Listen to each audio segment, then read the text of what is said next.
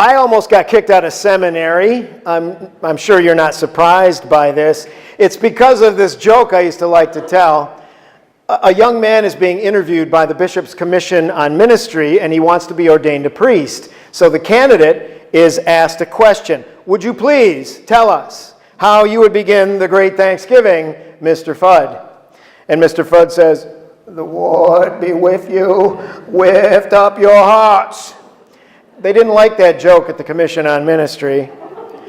So I had to say that I knew that Elmer Fudd couldn't become a priest. Of course I know Elmer Fudd couldn't become a priest. He would have flunked the general ordination exam.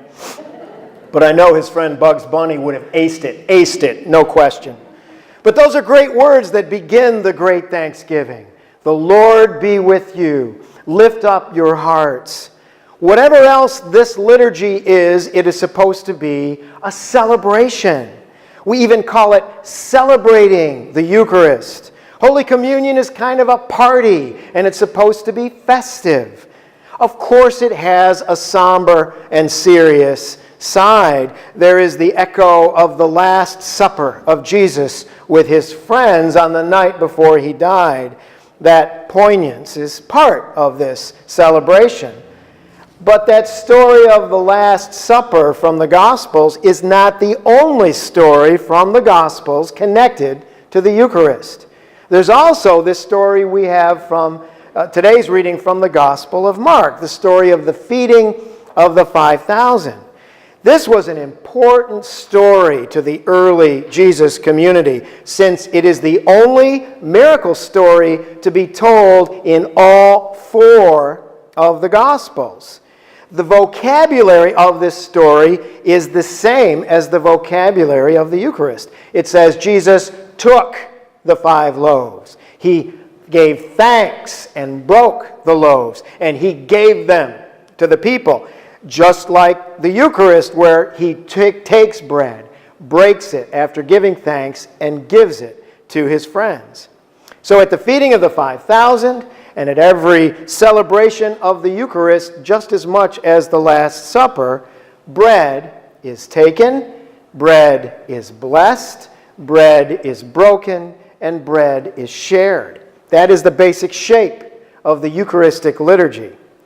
Now, when Mark wrote this story down, and of course Mark was the first of the 4 Gospels to be written, when he wrote this story down, he was writing for a community which already celebrated the Eucharist. Before Mark wrote, the Jesus community was taking bread, blessing it, breaking it, and sharing it. So Mark knows that they will see the connection between this story of the feeding of the 5,000 and Holy Communion. And really what we have in today's gospel reading is a giant picnic.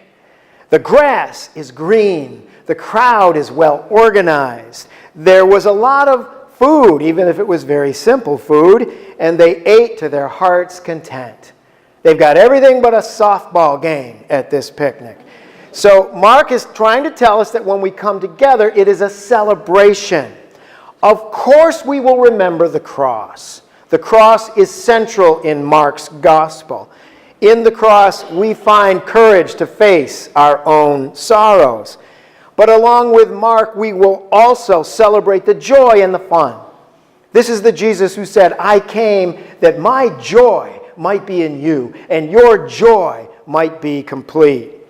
So we can lift up our hearts. So another old joke. A cowboy goes to church, very first time in his life.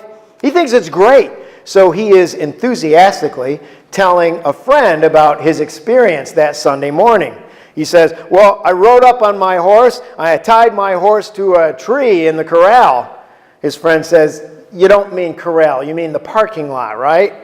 Cowboy says, "Okay, I don't know, but maybe that's what they call it, but then I went in through the main gate."